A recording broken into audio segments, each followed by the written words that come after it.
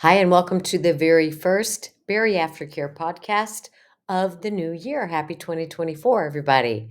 And if you've been paying attention, if you've been on BariAftercare, you know that our word of the year is accountability. And this podcast is dedicated to a deep dive into accountability. Why? Because the research is very clear, my friends. The more accountable you hold yourself for your behavior, the better you do in whatever area of life you're working toward. So that's what we're going to do tonight. Get ready, get set. Here we go. Accountability, a deep dive. Here's what we're going to be talking about tonight. First, we're going to talk about what's accountability mean and look like in your real day to day life. And what are the most tried and true ways to engage in accountability?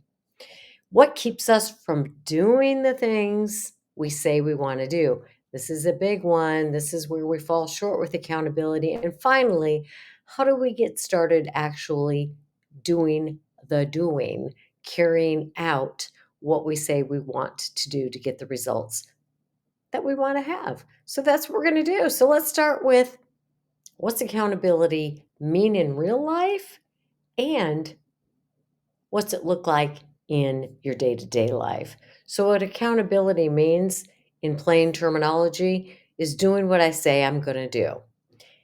It's so easy to hold other people accountable. So easy. You said you were gonna and you didn't, and therefore, but what about when it comes to holding ourselves accountable? Sometimes that's really difficult. And I want to tell you from personal experience that over the years, it's become easier for me to address my mistakes, my shortcomings, things that I failed to do that I say I'm going to do head on rather than try to make excuses or beat around the bush or be a yeah butter. Well, I wanted to, but. The truth is, if I don't do something that I say I'm going to do, there may be a reasonable explanation. Sometimes there's not. So I have to be able to say, listen, I really, really wanted to do that, and I'm sorry I didn't get it done. Let me explain why. It doesn't help the fact that it didn't get done, but there was a really legitimate reason. At other times, it's like, listen, I know I let you down by not following through with what I said I was going to do. There are no excuses. I am so sorry because I know that affected your life. It's so much easier to do that and to own it than it is to try to hedge your way around all of that. So, it can get easier with time and with practice. So we're going to work on what does it look like to be accountable for yourself. We're not talking in this podcast about holding others accountable. We're talking about what's going on with me. So this is all about you. Gotta like that, right?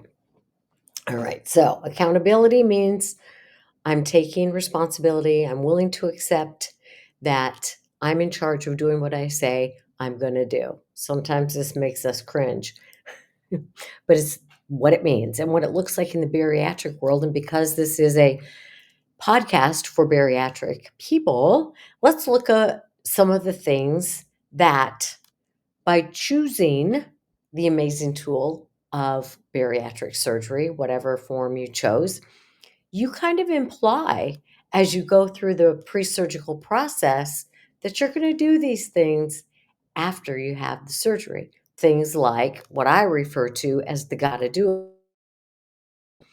eating the protein first, like your dietitian tells you to do, eating at regular intervals according to whatever your bariatric dietitian has encouraged you to do, drinking the amount of water that you're encouraged to do, planning your food, planning to have healthy snacks with you so that when you're on the go, you don't have an excuse not to be accountable for your own health.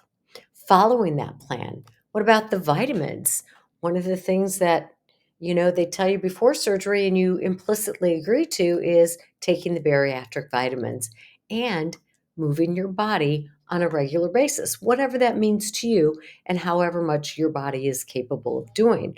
But these things before the surgery, it's so funny when we're looking at our future self, and this is going to come into play later on in our discussion. But when we're looking at that future self, and before surgery, that future self looks like, I've lost this weight. I'm happy. Finally, my life has come together. The weight is gone, et cetera, et cetera, et cetera. It seems like, yeah, I've made it. So easy to say when you're looking at that future self before you've had your surgery. Yeah, I'm going to do all those things. I'm going to do all those things.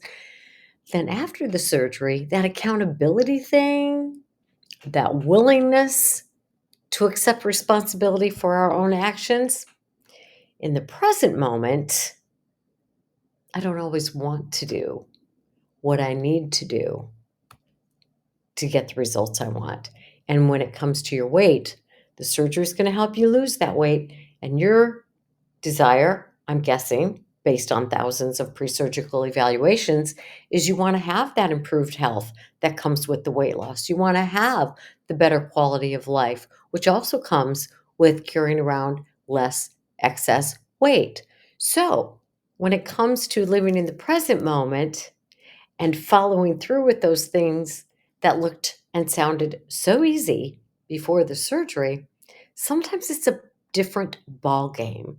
That lack of follow through is probably what tripped you up in the past. How do I know that? Because again, I've talked to thousands of you who have told me you've lost weight in the past, but when you quit engaging in the behaviors that I call the gotta do's necessary to lose the weight and keep the weight off, ta-da, the weight returns. So it's the same thing now. It's the accountability, it's the follow through. And the surgery does wonders to help you get that weight off. It's not going to help you like it did to get the weight off when it comes to keeping that weight off. A lot of that is the same accountability with those same behaviors that helped you in the past that you sometimes let go of when the going got tough. So, back to this word, accountability. What's going to be different now than it was if and when you ever lost weight in the past? The answer is nothing. Nothing's different this time. And accept that you've had the gift of surgery to help you lose that weight. But the keeping the weight off, maintenance, spit it out. Maintaining that weight loss, the maintenance part is when people tend to get into trouble. So, what's going to be different this time is you have the option to choose to get help. Listening to this podcast is one of those ways. So, good for you. We're not always good when left to our own devices. And when we talk a little bit later about some of the research, it clearly shows that when people are involved in weight loss programs and they're being accountable to the program or to their trainer or to their coach or whoever is kind of in charge of the program, they do really well because they're accounting to someone. And then after they get the weight off and they're in the maintenance phase and they're kind of on their own, that's when things tend to fall apart. And in 20 years working in the bariatric community, I've seen some of that as well. And you may be experiencing some of that as well too. You get the weight off during that honeymoon period, and then when it comes to the maintenance, those behaviors, life gets in the way, stress gets in the way, and we don't follow through unless we use this valuable tool called accountability. And there are many ways, shapes, and forms to implement accountability into your daily life. And we're going to talk about all of those. One of the things that's critical when we talk about accountability, that willingness to follow through with and be responsible for your own actions, is awareness. So we have to take a look at, what are the areas? What am I aware of that I need to implement a little bit more of?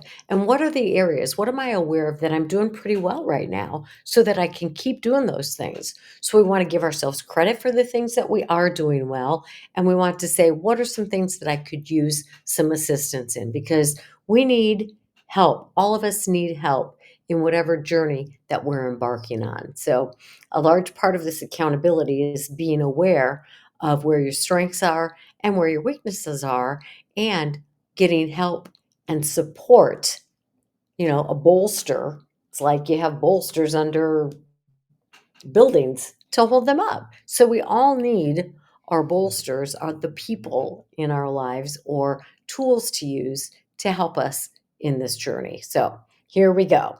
If we want to make positive strides toward our goals, then we absolutely are responsible for what we do. And we can claim those successes and own them as ours. A lot of times people will say to the surgeon or the dietitian or every once in a while, I mean, you saved my life. No, no, no, I did not. Not in a long shot. Neither did the surgeon. Although, thank God, we have surgeons who can perform these procedures to help you save your own life. But if your life is being saved, or if your health has been improved and your quality of life has been improved, you need to take credit for that because you're the one living in your body and in your home and in your journey every single step of the way. Those people who are involved in our journeys are there as our supporters, and we all need them. I tell you, in my 35 years of recovery in my own addiction journey, if it weren't for a lot of supportive people, my husband primarily, and a core group of really good friends, then I don't know where I would be. I had to do all the hard work, but I also needed them to help me and hold me together when I felt like I was going to fall apart. And we all need that. So it's okay to understand and accept and be aware that we need help. So if we make positive strides toward our goals, we get to take the credit for that.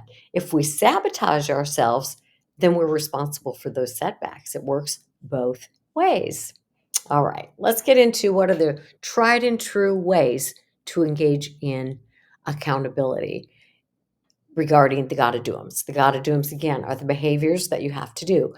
Plan your meals, work your plan, eat the protein first, make sure you have protein snacks with you wherever you're at so you're never left in a lurch. You're responsible for those things, making sure you get that water in, making sure that you get some movement in your body, making sure that you follow through with your doctor's appointments and your nutrition appointments, all the things, right? So you know what these things are. I'm not going to give you, I promise you, I'm not going to tell you anything tonight that you haven't heard, but what I'm going to offer you is some hope and some insight and some education that may make you say, you know what?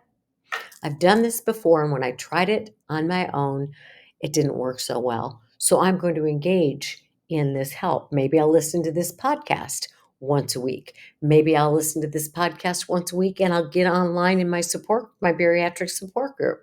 Maybe I'll do those things and ask somebody to be an accountability partner with me.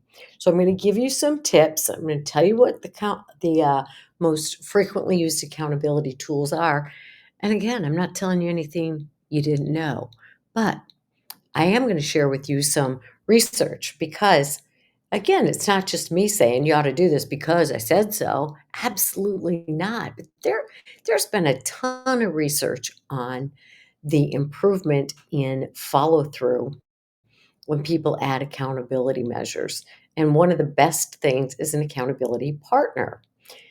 Now, this is going to depend partly on who you ask to be your partner and partly on how seriously they take their job as your partner. But let me tell you what the research shows.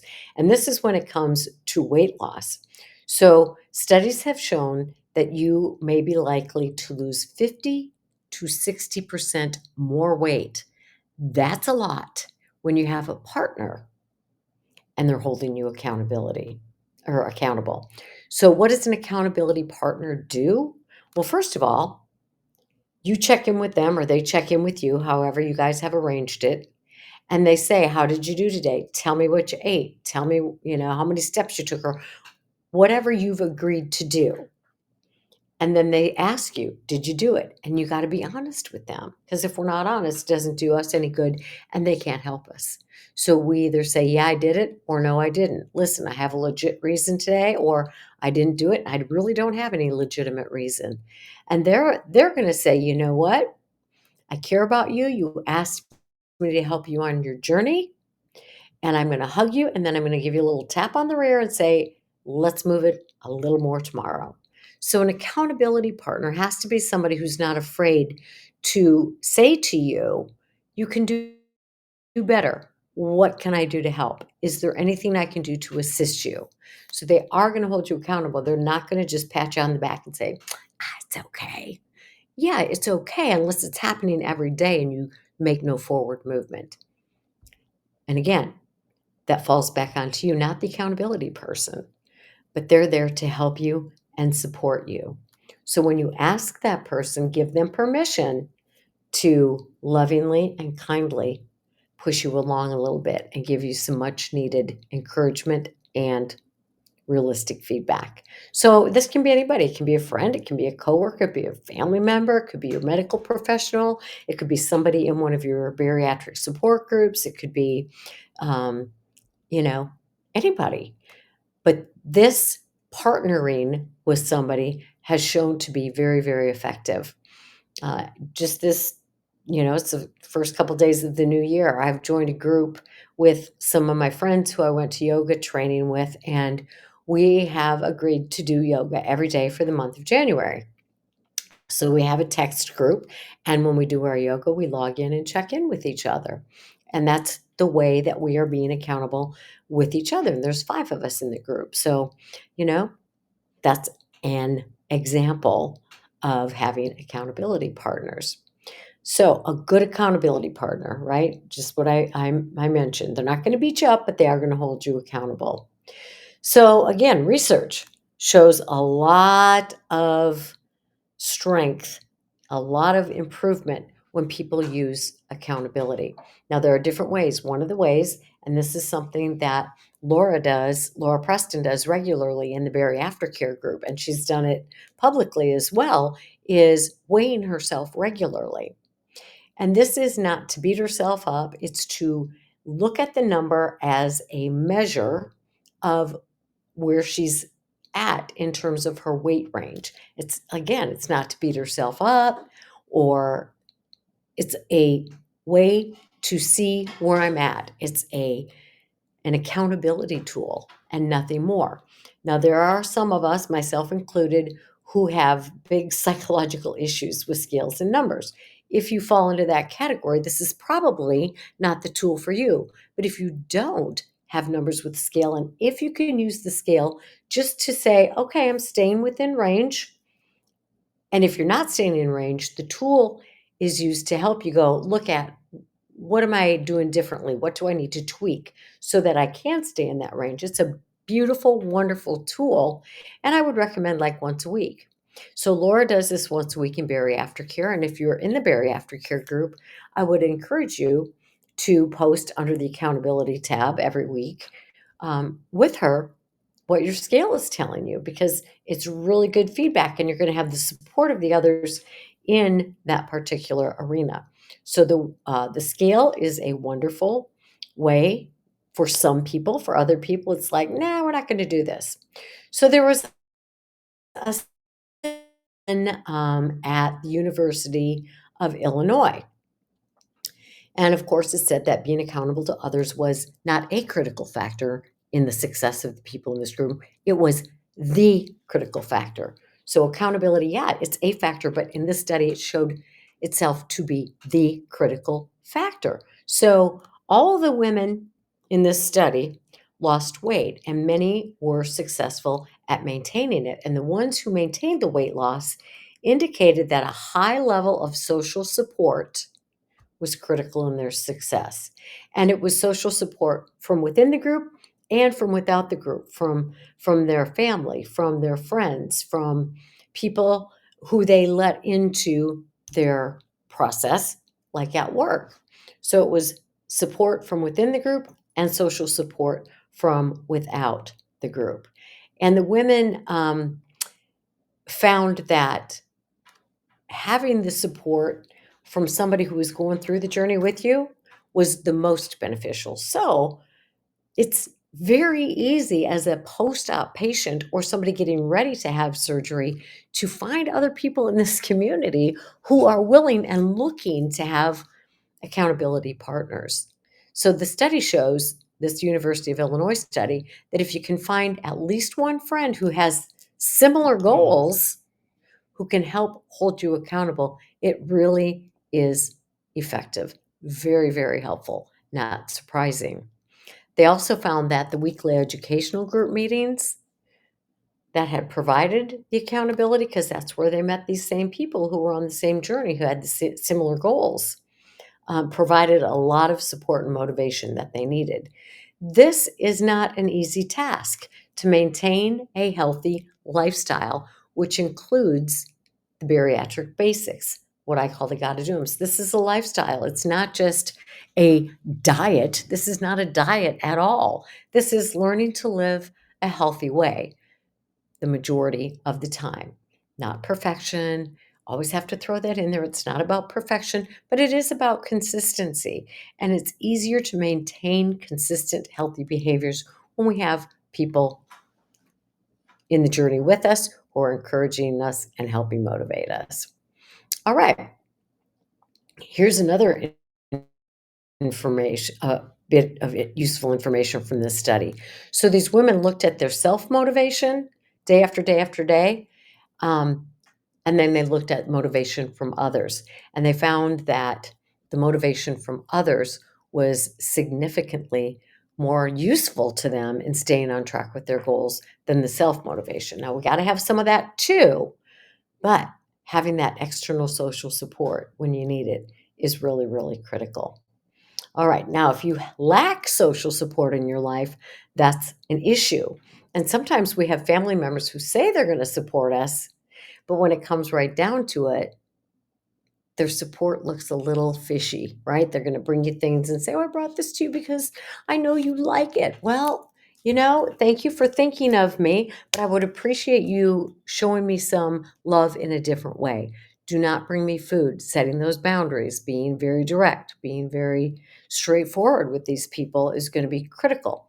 That's another skill for another day. And we have done podcast episodes on communication skills. So back it up and go look at some of those if you're struggling with saying, hey, you say you're being supportive, but that behavior doesn't follow through with what you're saying. All right. Um, a fresh slate mentality. Still talking about this research from the University of Illinois. These women said that they had this fresh slate mentality. And I think this is important for you as well, because in the past, before you had surgery and you didn't follow through for whatever reasons, wipe that from your memory. That's the past. This is the present. And you have the opportunity this time to pick up pieces that may have been missing from your life, from your support in the past. So forget about the past. And when you have a difficult day or you slip up, let it go and get right back on track. That's absolutely critical. You acknowledge it, you own it, you're aware that you did it, you tell your support people, and then you say, can you help me, stay in today? Help remind me. I'm guessing help you to do that. All right, because again, there will be lapses in judgment. Willpower will wane at times, and that's okay, right? We're not, again, expecting perfection. Okay, here's another study, and this was done at Drexel University, and it was published in the journal called Obesity. And it, again, supports this. Don't try to go this journey alone, but share your progress and your data. Meaning, yeah, tell everybody, you're down a size or you're able to tie your shoes or you're able to go flying without a seatbelt extender. Share those victories. They're amazing. I'm a real big fan of non-scale victories, and I hope you celebrate them big time. But also you want to share your data, meaning, are you logging your steps? Are you logging how many classes you go to at the gym this week or at the Y or wherever you exercise or done on YouTube, whatever? Are you tracking how much water you drink? Are you tracking your food?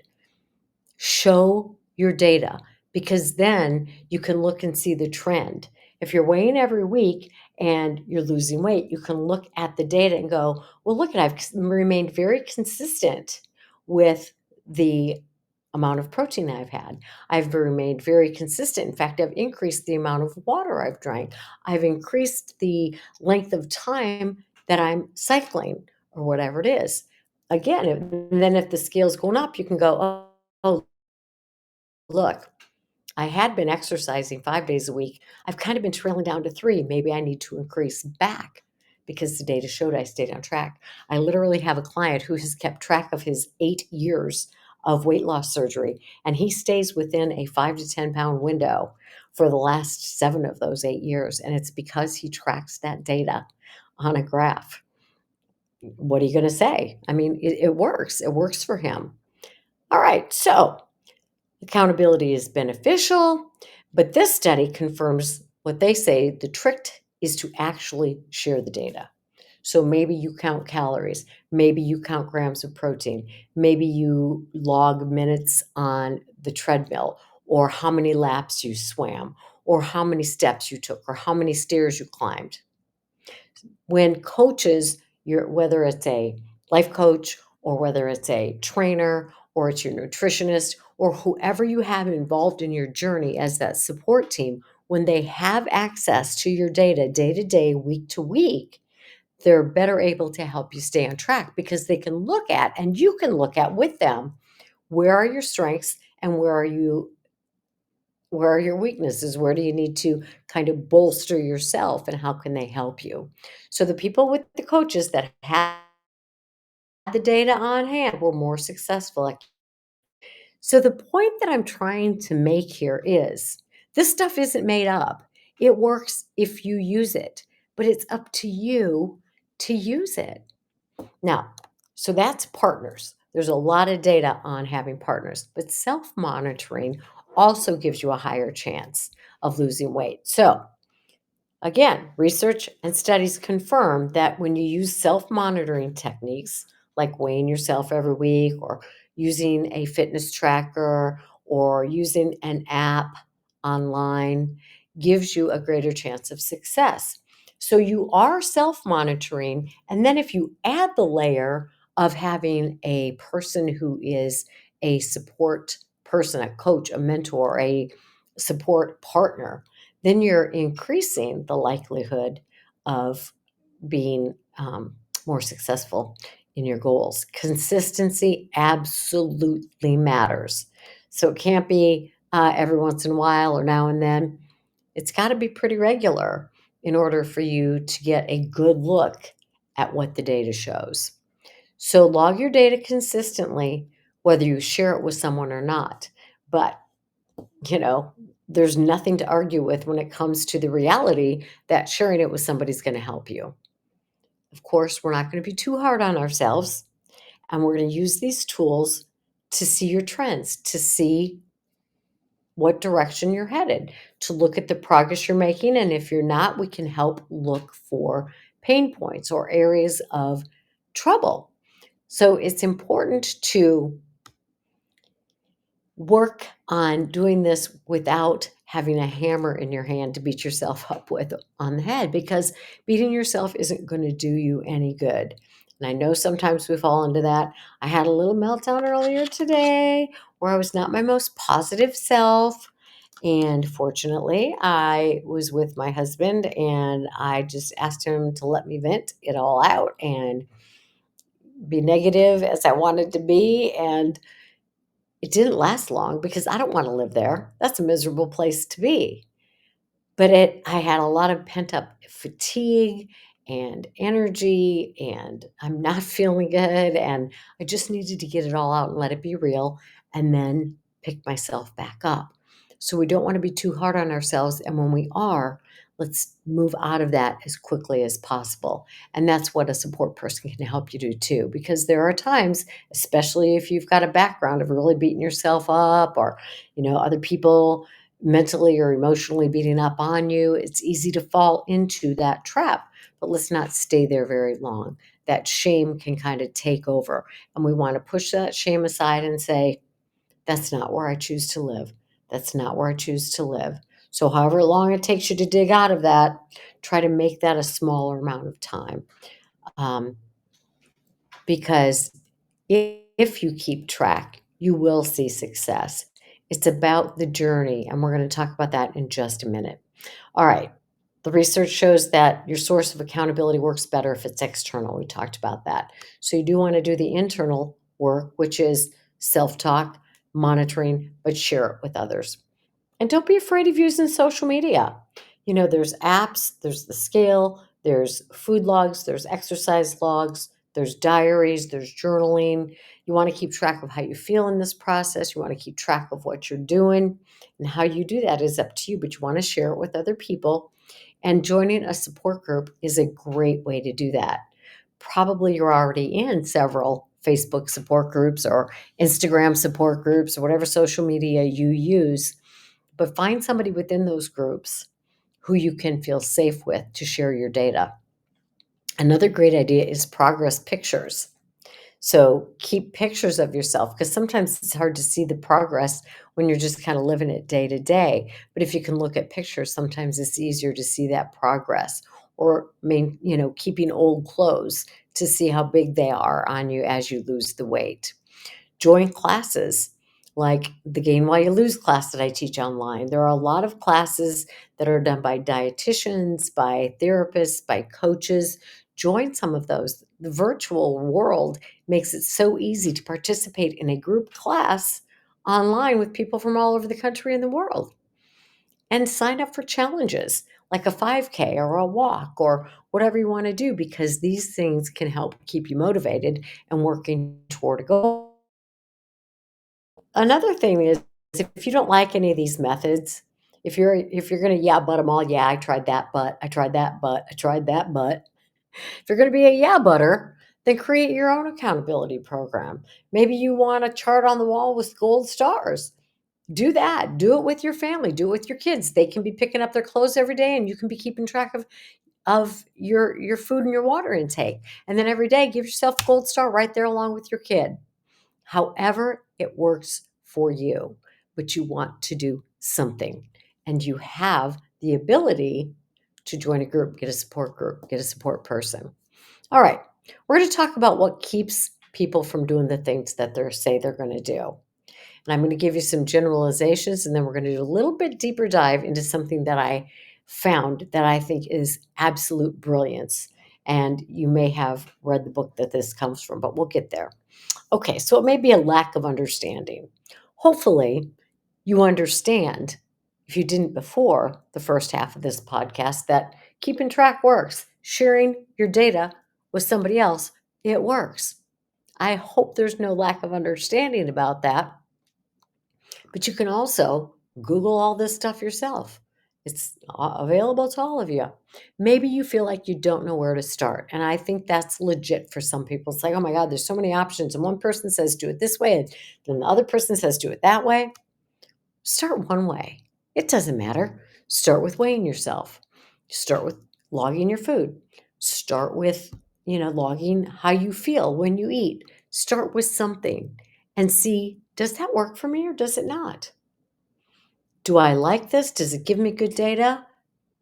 And then try another thing and maybe add to what you're already doing. If you're logging your food, then maybe you can log your exercise as well. So try the different methods, see what works for you, and start somewhere. Start somewhere. Maybe you're overwhelmed with all the details. I get that. That was part of my problem today that led to the meltdown. I feel overwhelmed. It's the beginning of a year, got a lot of goals, got a lot of things going on. And sometimes you can get bogged down and just feel like you're overwhelmed and don't know where to start. So, again, get rid of your perfectionism. Remind yourself, I don't need to do this perfectly. Let me try one thing today. Let me try one thing. Maybe you take a list of all the different options and do a different one every day and see what works for you. You're still collecting data. And maybe you're not looking at the value of these things, or your expectations are either too high or too low. What would that look like? Well, maybe you're thinking, well, you know, I've got to lose 30 pounds this week. That's an unrealistic expectation for anybody, right? So talk to your accountability people, talk to your support group. And I would suggest you make it not about losing the weight. I would suggest the goal would be more like I'm going to keep track of what I'm eating every day, or I'm going to keep track of my exercise. I'm going to track of how many grams of protein I eat, as opposed to the weight. You're doing this to develop the healthy lifestyle. The weight will take care of itself if you're doing what you're supposed to do to live a healthy lifestyle. Or maybe you don't value the reason you're doing this. And the reason you're doing this is for you. If you don't value you, you're in a little bit of trouble. And I would suggest that you get some kind of support or therapy because you are the goal here. Your health, your longevity, your ongoing ability to have as functional a life as possible. Or maybe you don't value the goal of maintaining a healthy weight, or you don't value being off the medications. That's something for you to do some journaling about or take a deeper dive with a therapist or a coach. And if you're not valuing yourself, chances are good you're not going to follow through with these things. So we have to work on building our self-worth, because people who believe they're worth a healthy life, who believe they're worth doing the things in life that life has to offer, usually treat themselves better than people don't. And then we have the issue of priorities. And this is a problem for a lot of people that I've worked with in this community because they prioritize everything and everybody above themselves. That too has got to change. You have to be willing to make that change. I'm not saying don't value other people, don't make other people and other situations a priority. It's include yourself in that top tier of priorities. Self-care, taking care of self as a priority will benefit you and all those other priorities you have going on. You've heard this from 1,000 people. Try it, and when you get there, you'll understand it, and you'll be the one preaching it to other people. But making your accountability measures a priority in your life to get the results you want will make you more available to people because you feel better. You are capable of doing more things physically. Your health is improved, blah, blah, blah, blah, blah, blah, blah. So you better make yourself a priority. A lot of people don't follow through with accountability measures because they're out of control with their time. It's a huge problem for a lot of people. I didn't have enough time. I didn't have enough time. I didn't have enough time. So we need to organize our lives a little better. You know how with children, sometimes really young children will make them a little chart with pictures on it because they can't yet read that tells them when you get out of bed, you get your clothes. So we'll have pictures of clothes and then maybe a picture of a toothbrush, maybe a picture of a piece of toast or an egg, eat breakfast, brush your teeth, get your backpack. And that's how we start to learn routines and habits. So you might need to make a little list and have it on your mirror in the morning. Start by weighing yourself. It's Monday. Weigh yourself. Um, Maybe make a list. Log my breakfast, log my lunch, whatever you have to do to make these things part of your daily routine. Do it so that you feel more empowered as opposed to, oh my God, I don't know what I'm doing. I don't know what I'm doing. You can have those moments. I had those moments. I wish you could have seen the little fit I had today. It was not pretty. I'm like, I don't know what I'm doing. I just feel so out of control. I'm overstressed. So then I get it all out, pull myself together, and on we go. And so that's what you do. Have your fit, get it out of your system, then pull yourself together and do what you got to do. And report it all to your accountability buddy. And stress is a big thing. And I'm going to tell you, stress isn't going away. So if you're a stress eater or if you let stress get you taking care of yourself, maybe take a good long look at the fact that life is stressful and it's going to remain stressful, and keep yourself at the top of that priority list. Now, if it's a huge catastrophic thing, I get it. The priority of self-care may fall by the wayside, but the majority of our stress is time management stuff. It's kids, having 1,000 things to do. It's other people pulling at us. It's the boss needing things. It's just a matter of time management and taking care of ourselves. So given the nature of stress and the constant nature of stress, barring the really big things that do happen in life when things get a little off the rails and it's somewhat understandable, make yourself a priority and understand that stress is going to be there every day. And you have to figure out ways to live life as a healthy person, given the fact that there's stress. Again, can't do this alone. You might need some coaching, you might need some therapy, you might need some assistance. We all do. All right. Now, here's an interesting thing that I ran across that I think is pretty fascinating about why we don't always follow through with our accountability measures that keep us on track. You want two things that don't go together. And this is a big one when it comes to the weight loss world. You want to eat whatever you want to eat, and you still want to lose the weight. That's not how it works. It will never work that way. Not for you and not for me. Yes, there's a small percentage of people out there in the world for whom that will work. If you're listening to this podcast, it's probably not you, right? You look at carbs and they're on your waist. I have to be very cognizant of exercising and eating healthy. Not perfectly, but consistently healthy. I cannot get away with eating whatever junk food I would want and maintaining a healthy weight. That's not how my body works, and I'm guessing that's not how your body works. So, in order to grow personally, emotionally, and accountability wise, you got to be willing to let something go. And that might mean letting go of some unhealthy foods. Not always, but maybe three-fourths of the time. It's just a reality. Don't have to like it. But if these things are preventing you from moving toward where you say you want to be, improved health, better life quality, da da da, sustaining weight loss, well, then you have to be willing to let something go. So you can let go of the accountability and you can let go of the healthy behaviors, and the consequence is weight gain. Or you can maintain the healthy skills and maintain the accountability behaviors, and the consequence is healthier life.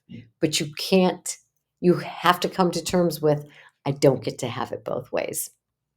And a lot of times, what we have to let go of is what we want right now in the moment for what we want long term down the road. But again, like I said at the very beginning of the podcast, when we're looking at our future self, it's so much easier. It's like, oh, yeah. But in the moment, when we want the thing we want, but we also want that healthy future self, we might have to say, what I want right now has to go because I want the health. What do you want more? And I hate to say it like that, but it's the truth. Another problem for not following through is you might be too attached to a specific outcome. And let me tell you what the specific outcome that people get too attached to in this process is: a goal weight. It's a ridiculous, absurd number that you most likely will never get to. Some people have reasonable goal weights. I don't know why you have to have a goal weight to begin with. It's your body is going to go where it is going to go. And if you're doing the things you can do to be healthy consistently and exercise, your body's going to go to a certain place. I struggle with this myself, not the number because I don't weigh myself, but the way clothes look and feel. And as I get older, my body shape is changing dramatically, and I don't like it. But that doesn't mean I have the power to change it.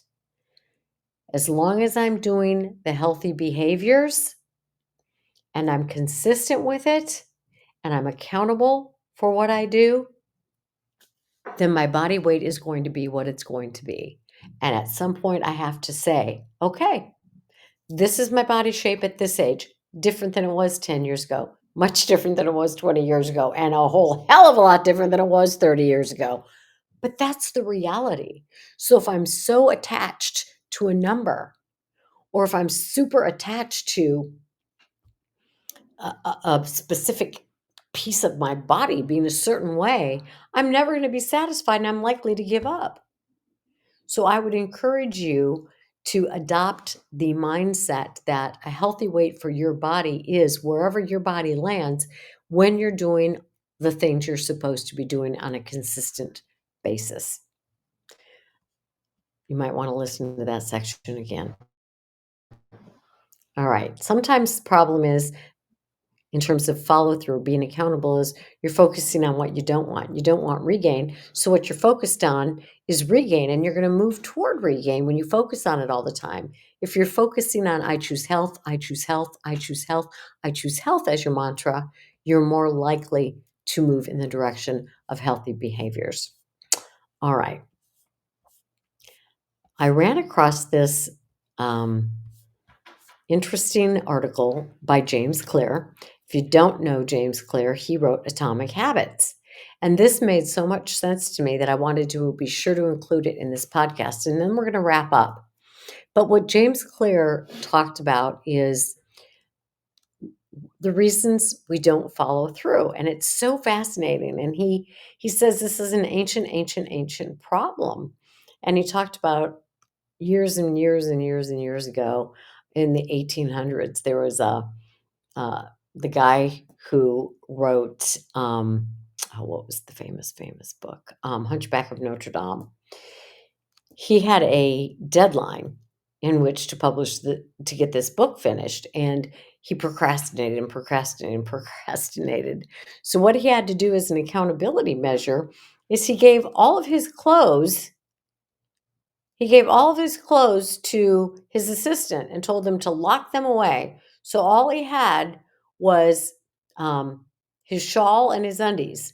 So he couldn't go out anywhere. So he wasn't tempted to go out anywhere. That's taking drastic measures. But what do you have to do to make sure you follow through? And he got his book done. But in the book, Atomic Habits, James Clear is talking about this phenomenon. And he said it's so ancient that it has a name for it.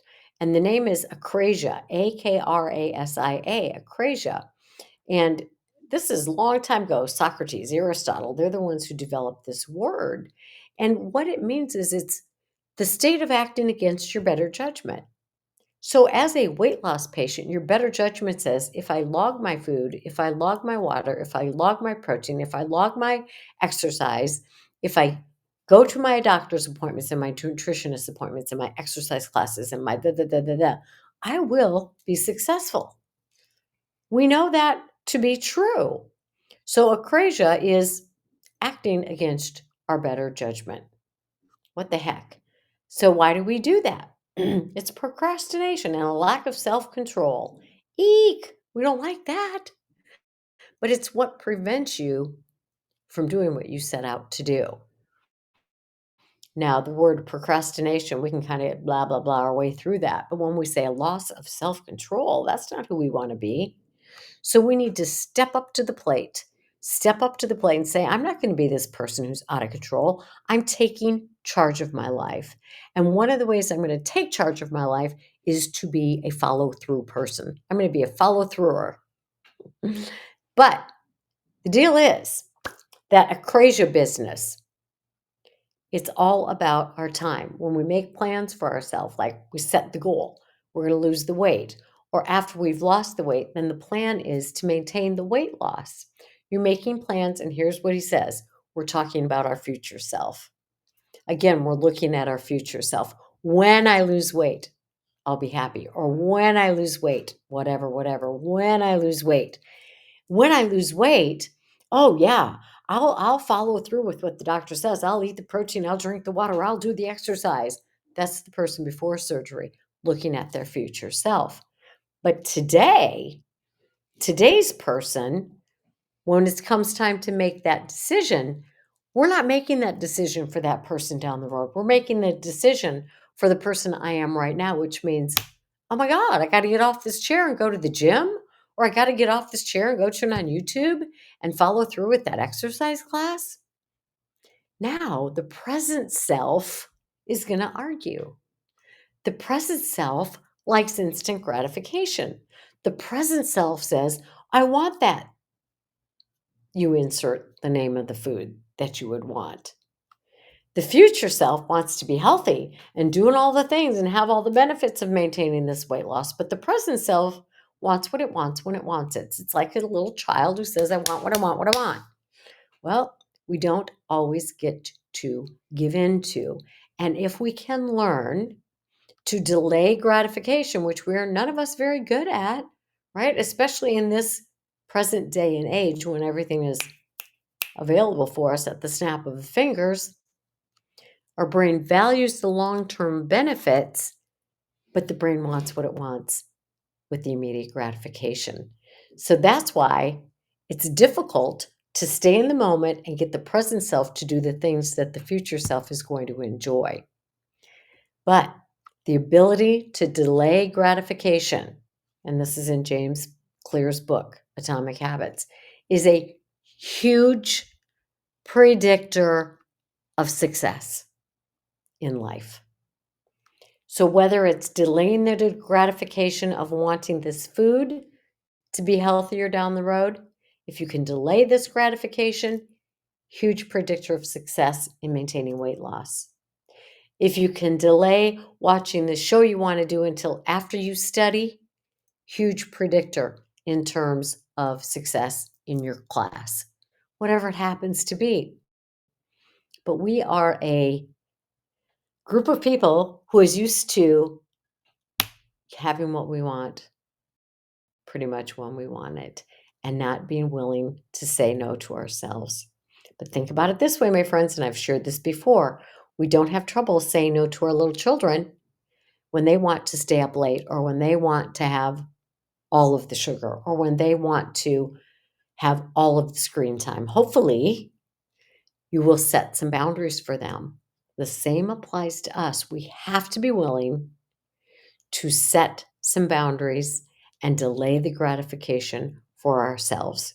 So, here's some ways that James Clear says that you can overcome this procrastination, this desire to have what you want in the moment, so that you can follow through to set yourself up for long-term success. So he says that we have to have a commitment device, and I love this. So when he talked about Victor Hugo, the guy who wrote The Hunchback of Notre Dame, his locking the clothes away so that he could focus on his writing was a commitment device. It's a choice that you make. And this is, again, this isn't me. This is a much wiser human being saying this, but I love it. I'm sharing it with you because it is so wise. A commitment device is a choice you make in the present that controls your actions for down the road. It's a way to look into the future but bind you to good habits in the present and restrict you from bad ones. So, here are some examples in the weight loss world. A commitment device is making sure your home, your environment, is a safe environment because it protects you from bad habits and it binds you to good ones. If you don't keep crap food in your house, you're creating a device that keeps you safe. If you don't go into the grocery store, but you order your food online, or you can have somebody else order for you so you don't sneak in some bad things. That is a commitment device. I'm committing to my healthy behavior and I'm engaging somebody to help me. So now we've got the accountability help from a partner as well, much more likely to be successful. A rule: I don't eat at fast food. I don't eat fast food. Boom, said, done, locked out. That's a commitment device. It's little rules that we set for ourselves. And the example earlier of voluntarily asking to be put on the banned list at a casino, that's a commitment device. So that's a great idea. So I would encourage you to get with your accountability people, your small group, and create a list of commitment devices, things that are going to be greater, increase the likelihood of your following through with a healthy habit and not giving into an unhealthy one in the moment. A great, great idea. Um, Another strategy that James Clear writes about in Atomic Habits is reduce the friction of starting. And this is tough because a lot of times doing the work we need to do is not nearly as difficult as it is starting, right? We've got this friction built in around getting out the door and getting to the gym, or you know, getting uh, getting our family together and having the talk. Let's not have this stuff in the house. Just just the getting started is often difficult. So maybe build it into a ritual you already have. So, for example, let's say that uh, building your Monday morning weigh in. It's not part of your, and you're like kind of dreading it. But you keep a note on your mirror that says Monday morning weigh in, and that could encourage you to do that. Or you have your accountability call you on Monday morning and say, remember to weigh in. Or you set the timer on your phone on Monday morning that says weigh in. So we have to have something to help you get started, a reminder. And you've gotten good at this as a bariatric patient, setting timers on your phone for water and when it's time to eat and not eating in between. All right, another tool that James Clear says is utilizing implementation intentions. Oh my goodness, which means you're going to state your intention out loud to take place at a future time. So, for example, on the BariAftercare page this week, we've been asking people to, state some goals or how they're going to be accountable. And people would write things like, I'm going to exercise 3 times this week. Well, that is a great intention, but to be to utilize this to make it a more likelihood of being done, to increase the likelihood of it being done, adding I will exercise for 30 minutes on Monday, Wednesday, and Friday at the yoga studio at the 11 o'clock class. So, getting very detailed about the date, the time, the place. I will log my food after every 3 hours when I eat. I will log my food on such and such an app. I will turn it into my accountability partner at 9 o'clock every night and we will exchange whatever it happens to be, but being very, very specific. And this is called implementation intentions. Like, what's my intention for implementing this? And as James Clear notes, there are hundreds of studies showing how implementation intentions positively impact everything from exercise habits to flu shots. So if I tell my buddy, I'm going to go get my flu shot on Wednesday at noon while I'm out running errands for lunch, then I have stated my intention and I have somebody to report back to. So there are lots of ways to fight this. Now, here are some things that you can do right now, how to get started doing or engaging in the behaviors and being accountable for getting things done and help us maintain our goals. First of all, decide what you're working on. Are you going to work on having more protein available to you at home and at work or in your purse, like protein bars or drinks or whatever? Are you going to work on meal prepping? Are you going to work on increasing the amount of water you're drinking every day? Are you going to work on, getting more fitness, more movement in? Talk to somebody about what you're doing. Make it specific. On the BariAftercare group, which you can join by going to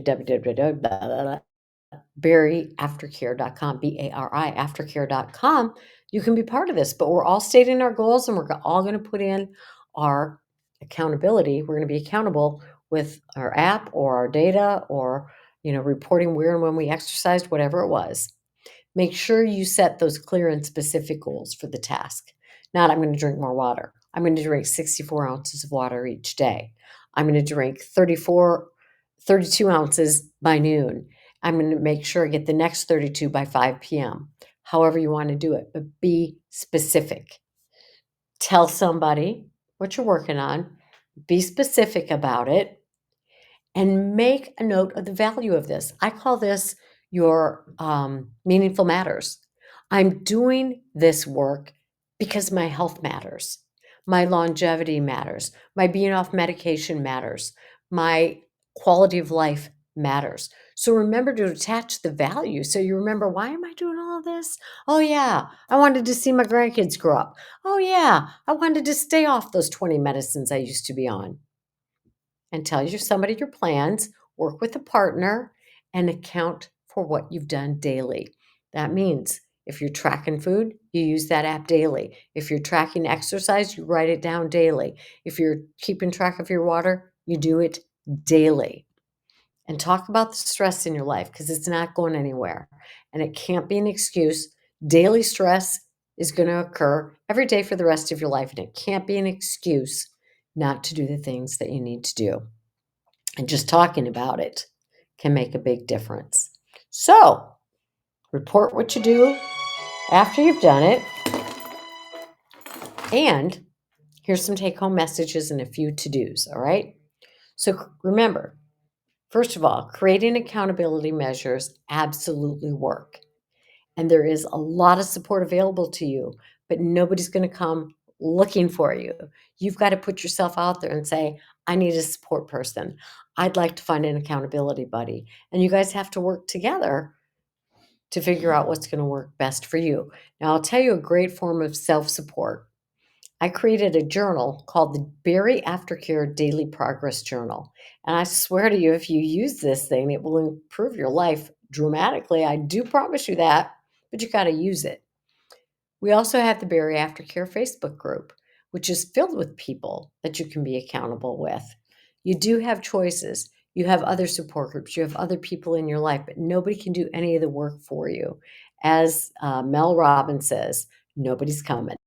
Nobody's coming to do it for you, but people can do it with you, but you got to ask. So join us today at BariAftercare, or listen to the podcast again and increase your level of accountability, because you then get to enjoy the benefits, the long-term, lifelong benefits of maintaining a healthy weight. Remember, we're talking about your health, which is your responsibility. When? Today, every day. We got to be accountable every day. I know adulting is difficult. Let's do it one day at a time.